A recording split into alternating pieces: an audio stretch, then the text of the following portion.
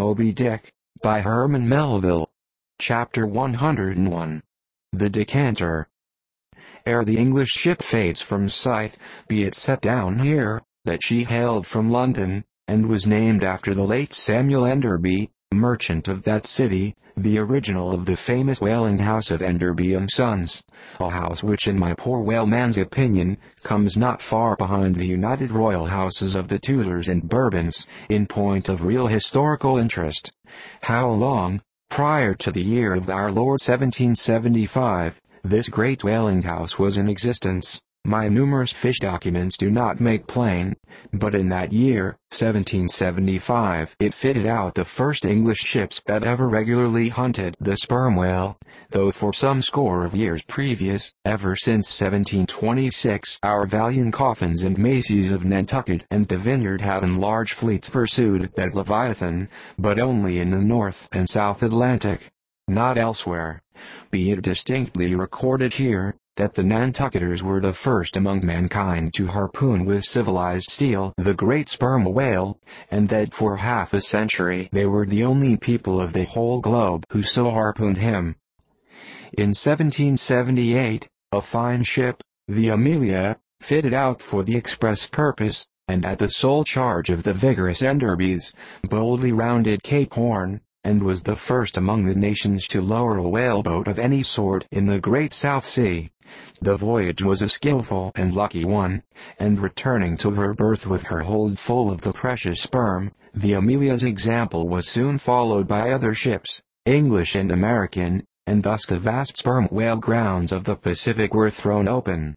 But not content with this good deed, the indefatigable house again bestirred itself, Samuel and all his sons, how many, their mother only knows, and under their immediate auspices, and partly, I think, at their expense, the British government was induced to send the sloop of war Rattler on a whaling voyage of discovery into the South Sea. Commanded by a naval post captain, the Rattler made a rattling voyage of it, and did some service, how much does not appear. But this is not all. In 1819, the same house fitted out a discovery whale ship of their own, to go on a tasting cruise to the remote waters of Japan. That ship, well called the Siren, made a noble experimental cruise, and it was thus that the great Japanese whaling ground first became generally known. The Siren in this famous voyage was commanded by a Captain Coffin, a Nantucketer.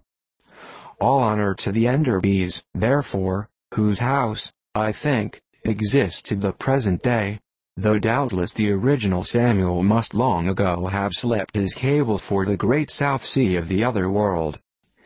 The ship named after him was worthy of the honor, being a very fast sailor and a noble craft every way.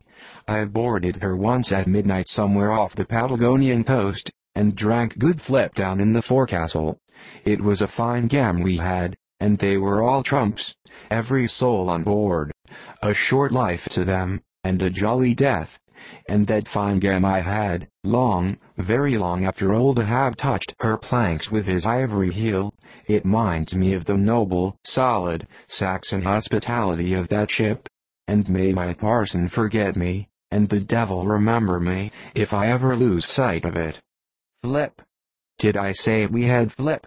Yes. And we flipped it at the rate of 10 gallons the hour, and when the squall came, for it's squally off there by Patagonia, and all hands, visitors and all, were called to reef topsails, we were so top-heavy that we had to swing each other aloft in bowlines, and we ignorantly furled the skirts of our jackets into the sails, so that we hung there, reefed fast in the howling gale, a warning example to all drunken tars. However, the masts did not go overboard, and by and by we scrambled down, so sober, that we had to pass the flip again, though the savage salt spray bursting down the forecastle scuttle, rather too much diluted and pickled it to my taste. The beef was fine, tough, but with body in it. They said it was bull beef, others, that it was dromedary beef, but I do not know, for certain, how that was. They had dumplings too, small, but substantial, symmetrically globular, and indestructible dumplings. I fancied that you could feel them, and roll them about in you after they were swallowed. If you stooped over too far forward, you risked their pitching out of you like billiard balls. The bread. But that couldn't be helped, besides, it was an anti-scorbutic. In short, the bread contained the only fresh fare they had. But the forecastle was not very light, and it was very easy to step over into a dark corner when you ate it.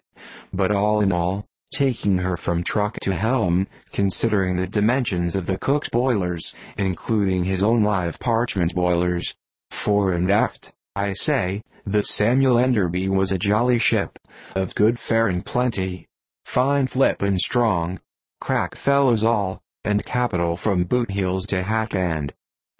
But why was it, think ye, that the Samuel Enderby, and some other English whalers I know of, not all though, were such famous, hospitable ships, that passed round the beef, and the bread, and the can, and the joke, and were not soon weary of eating, and drinking, and laughing? I will tell you, the abounding good cheer of these English whalers is matter for historical research, nor have I been at all sparing of historical whale research, when it has seemed needed. The English were preceded in the whale fishery by the Hollanders, Zealanders, and Danes, from whom they derive many terms still extant in the fishery, and what is yet more, their fat old fashions, touching plenty to eat and drink. For, as a general thing, the English merchant ship scrimps her crew, but not so the English whaler.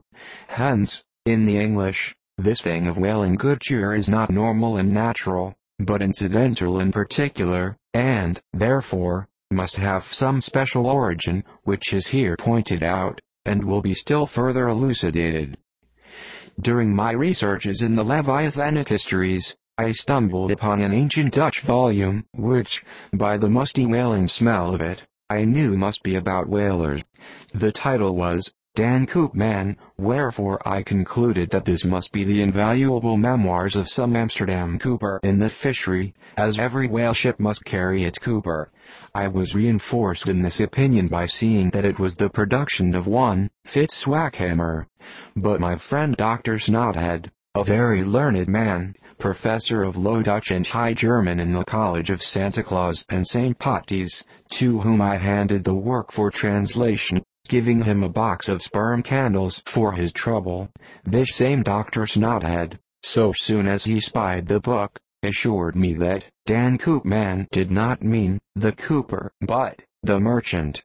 In short, this ancient and learned Low Dutch book treated of the commerce of Holland, and, among other subjects, contained a very interesting account of its whale fishery, and in this chapter it was headed Smear or Fat, that I found a long detailed list of the outfits for the larders and cellars of 180 sail of Dutch whalemen, from which list, as translated by Dr. Snothead, I transcribed the following: 400,000 pounds of beef, 60,000 pounds Friesland pork, 150,000 pounds of stock fish, 550,000 pounds of biscuit, 72,000 pounds of soft bread, 2,800 firkins of butter, 20,000 pounds Texel and Leiden cheese, 144,000 pounds cheese, probably an inferior article, 550 anchors of Geneva, 10,800 barrels of beer. Most statistical tables are parchingly dry in the reading, not so in the present case, however, where the reader is flooded with whole pipes, barrels, quarts, and gills of good gin and good cheer. At the time, I devoted 3 days to the studious digesting of all this beer, beef, and bread, during which many profound thoughts were incidentally suggested to me, capable of a transcendental and platonic application, and, furthermore, I compiled supplementary tables of my own, touching the probable quantity of stockfish, etc., consumed by every Low Dutch harpooner in that ancient Greenland and Spitzbergen whale fishery. In the first place, the amount of butter, and Texel and Leiden cheese consumed, seems amazing. I impute it, though, to their naturally unctuous natures, being rendered still more unctuous by the nature of their vocation, and especially by their pursuing their game in those frigid polar seas, on the very coast of that Esquimau country where the convivial natives pledge each other in bumpers of train oil. The quantity of beer, too, is very large, 10,800 barrels. Now, as those polar fisheries could only be prosecuted in the short summer of that climate, so that the whole cruise of one of these Dutch whalemen, including the short voyage to and from the Spitzbergen Sea, did not much exceed 3 months, say, and reckoning 30 men to each of their fleet of 180 sail, we have 5,400 Low Dutch seamen in all. Therefore, I say, we have precisely 2 barrels of beer per man, for a 12 weeks' allowance, exclusive of his fair proportion of that 550 anchors of gin. Now, whether these gin and beer harpooners, so fuddled as one might fancy them to have been, were the right sort of men to stand up in a boat's head, and take good aim at flying whales, this would seem somewhat improbable. Yet they did aim at them, and hit them too. But this was very far north, be it remembered, where beer agrees well with the constitution. Upon the equator, in our southern fishery, beer would be apt to make the harpooner sleepy at the masthead and boozy in his boat, and grievous loss might ensue to Nantucket and New Bedford. But no more.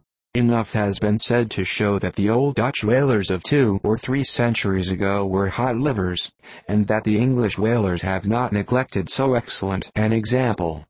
For, say they, when cruising in an empty ship, if you can get nothing better out of the world, get a good dinner out of it, at least. And this empties the decanter.